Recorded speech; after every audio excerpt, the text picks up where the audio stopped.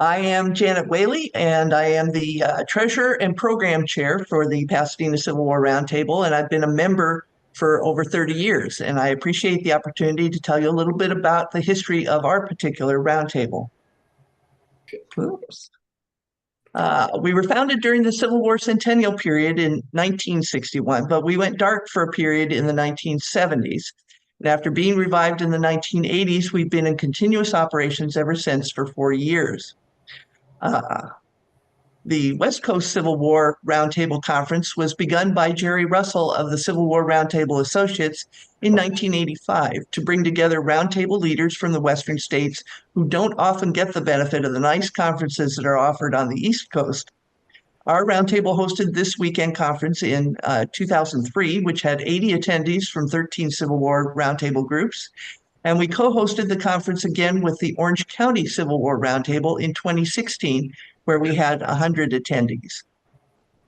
Meeting places are often a challenge for Civil War roundtables, and we have been very lucky to have had free and low-cost meeting spaces in the Pasadena Public Library for over 30 years. It has a system of 9 branches around the city, but our meeting attendance has outgrown 4 of these branch locations. And so we had a lovely meeting place in the auditorium facilities of the historic Pasadena Central Library for several years. That's the photo on the left of your screen. However, during the pandemic, the Central Library underwent some renovations where it was discovered that the building's 1925 construction was not up to current day seismic standards. So it's now undergoing a multi-year earthquake retrofit estimated to cost $195 million. So we are now meeting at the Blinn House, which is the image on the right of your screen. And that is the headquarters of Pasadena Heritage. After many years, we had an infusion of new blood on our board of directors, and with that came new ideas and innovations to make our roundtable more sustainable. We changed our name from the San Gabriel Valley Civil War Roundtable to the Pasadena Civil War Roundtable. And while the San Gabriel Valley name implied that we encompassed more territory, the Pasadena name was much more identifiable. In 2013, we revamped our website, which is now the most important publicity tool we have. Using the backdrop image of the Gettysburg cyclorama painting, the new website allowed an ease of maintenance where several of our leaders could be trained to make updates to it. And it also facilitated the various tabs for information and a capacity for expansion. In 2013, we also began using PayPal to facilitate payment of membership dues and donations. There was some initial reluctance to paying online in 2013. However, we now collect 50% of our dues and donations via PayPal. We also found that when people pay by credit card, they are liable to make larger donations. And thanks to Kurt DeSoto of the Civil War Roundtable of Washington, D.C., he shared with us the feature of PayPal's nonprofit fee rates for 501c3 organizations, and we are now able to take advantage of those lower online fees.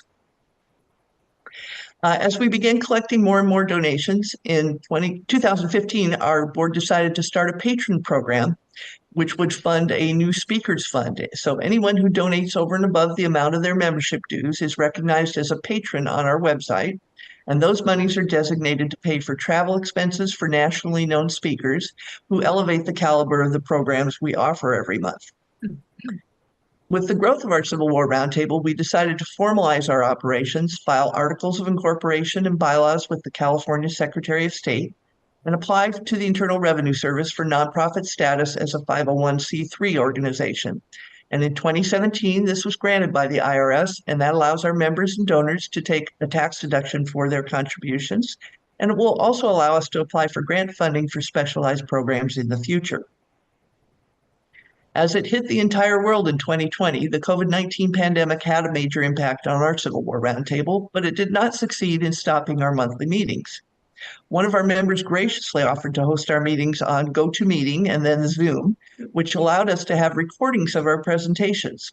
And our last in-person meeting was in February 2020, and we were able to begin virtual meetings in April of 2020, so we only missed a month.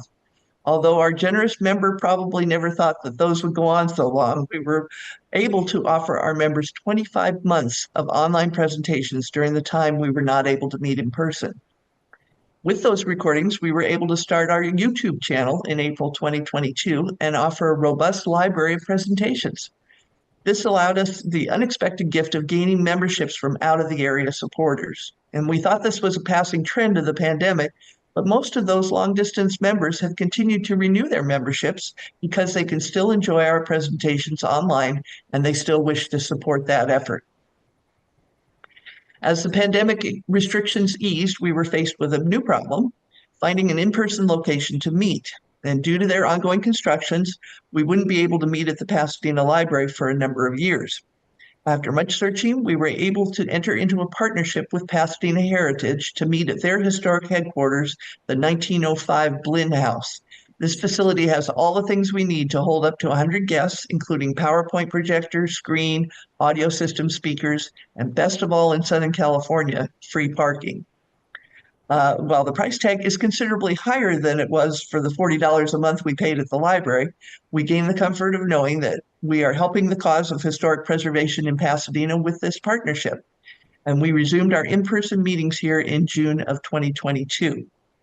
Our next challenge was to find a way to continue recording our meeting presentations so that they could be posted to our YouTube channel and we could have something to offer our members who could not attend in person.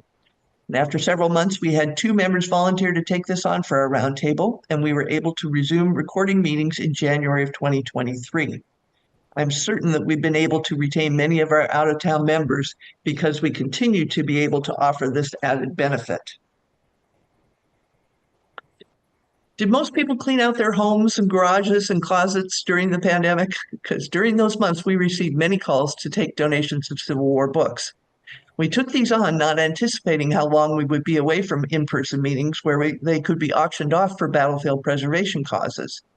But after resuming those in-person meetings, we decided to devote one meeting to hosting a member of the Board of Trustees from the American Battlefield Trust, who is a frequent beneficiary of our book auction donations. And he shared with us how they use our consistent donations. Half of the meeting was devoted to this speaker, and half was our big book bonanza sale to try and get this burgeoning book inventory out of our members' garages. Unfortunately, it didn't make much of a dent in the inventory, so in September 2023, we held a Civil War book sale at a local Civil War reenactment. We plan to do a repeat of this sale in September of this year, and perhaps someday we'll have a manageable amount of books on hand again, as these monthly book auctions usually garner $50 to $100 each month for Civil War preservation causes. With the ever-increasing postage and printing costs, and thankfully an increasing membership, our board took a hard look at the hard copy mailed newsletter we've been publishing for the last 30 years. Using the MailChimp online application for our membership database, we were also able to utilize this application to create a digital newsletter, which would not be limited to the one-page format we had been using. We could also feature photos and illustrations in addition to linking to longer articles and book reviews. And in March 2024, we published our first issue, which is a perk sent only to our paid members. We continue to spread our Civil War Roundtable message through social media with regular postings on Facebook, where we have 2,400 followers. And we recently added postings to X and Twitter and Instagram to continue to promote our Civil War and Civil War Roundtable meetings. So I want to thank you for your interest in the Pasadena Civil War Roundtable, and I invite you to check out our website, pasadena.cwrt.org, and our various social media outlets, and to be added to our mailing list free of charge, and be notified of our upcoming meetings and topics and speakers, which you can then watch on our YouTube channel later. Just drop us a line at pasadena CWRT@gmail.com. Thank you very much for your time.